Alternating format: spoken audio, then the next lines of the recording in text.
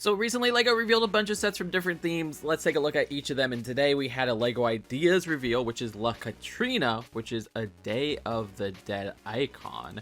I'm sorry, to me, this is one of the biggest downgrades from project to actual set from LEGO Ideas recently.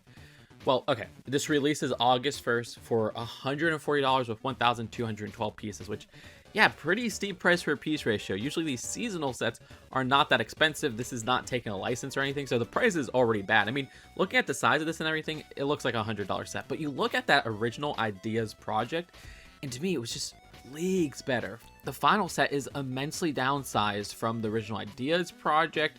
There's changes in colors I don't like, and with that downsizing, you miss things like the skull, which I thought was so much more defined in the original one. I loved how they captured things like the brim of the hat, which made it look like a hat that's actually made out of those materials.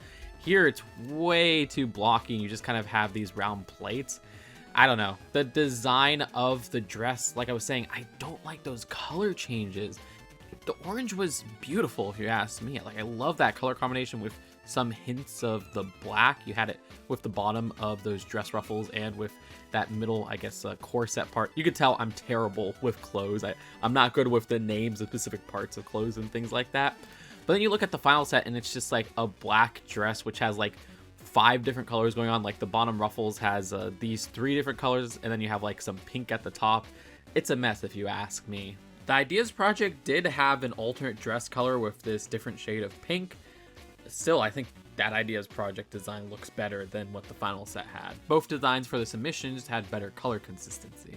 The original looked like a statue, and here it looks a lot like just another seasonal LEGO set in my opinion.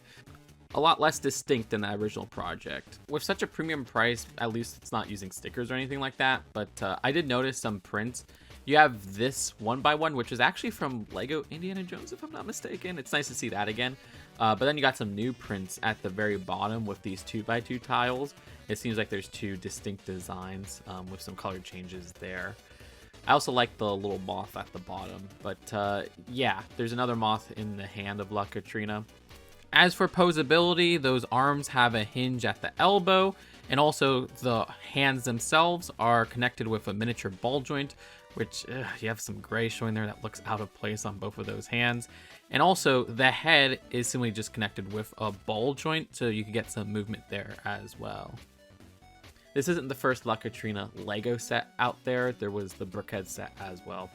Even if I think the head is a downgrade from the original version, I do love one specific part of the face. I mean, the face doesn't look bad either. The black with the eyes and the nose there, but I love how they use that minifigure ruffle neck piece for the teeth.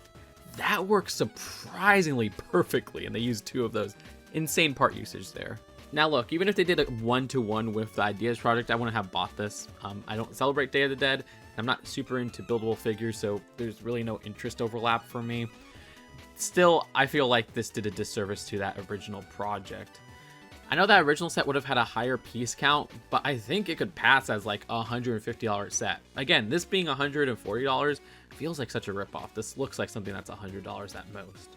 Next, there's been some recent Pokemon reveals that I haven't covered in a full video, only my shorts, which I know a lot of y'all miss.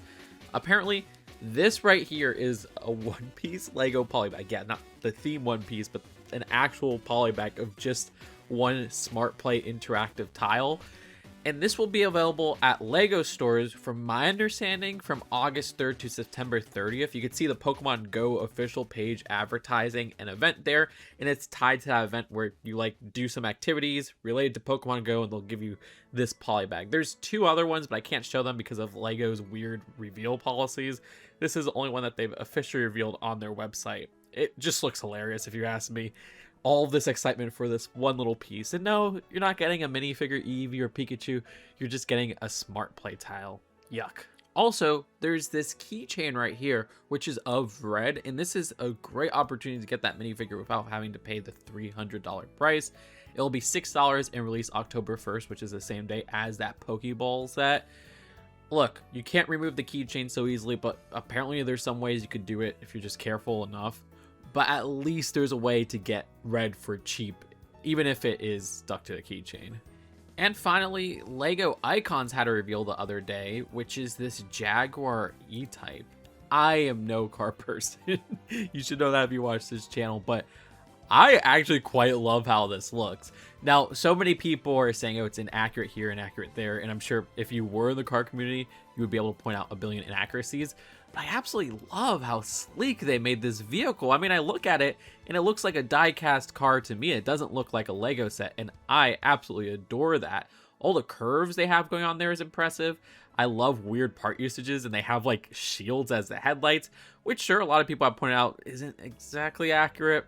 Like, there definitely needs to be different shapings at the top and bottom there instead of just this one whole oval. Maybe Lego should have made a new piece for that, but I don't know. It looks fine enough to me, and it's such a strange part usage. I also like the printed 1x1 Jaguar piece, and also how they did the curvature with the metal right there. Even though that's not like metallic silver or anything, it's just a gray. I like the use of that tusk piece attached to one of those connector pieces. There's also more cool prints with the E-type center of the steering wheel. This 2x4 tile right here. The whole driver's area is great, and I like how it's a 2-seater. And I'm not sure if this 2x2 is a new map print either. I also like how they include that existing 1x2 ticket print. It's like this is ready for a drive-in. There's also an exclusive license plate print, and there's more of that nice curvature with the tusk piece at the back. There's a button underneath that you can open up the back boot of the car, where there's a whole toolkit lined up. That looks really neat. And if you look at the top of that trunk hood, there's another print that says Jaguar. You can also lift up the front bonnet, which inside displays the famed inline-6 engine. The door is open, and there's also a foldable roof. I am very impressed. And this one is the same price as La Catrina at $140. Seemingly has more unique pieces and straight up has more pieces. It has 1,673 pieces. Compare that to La Catrina, which has 1,212 pieces. That's like a 400 plus piece difference. Same price. This is a much better value than that set, if you ask me. I won't be buying this, but I'm impressed at how much this transcends from just something for car fans. Oh, and this set releases August 1st. Let me know which of all these sets is your favorite. I mean, I'm just really curious about these one-piece Pokemon Polybags. It really disappointed with La Catrina. And I think the Jaguar is just the best looking set and the best deal. Subscribe here for more LEGO news and commentary, and I'll see you later. Peace out. Bye.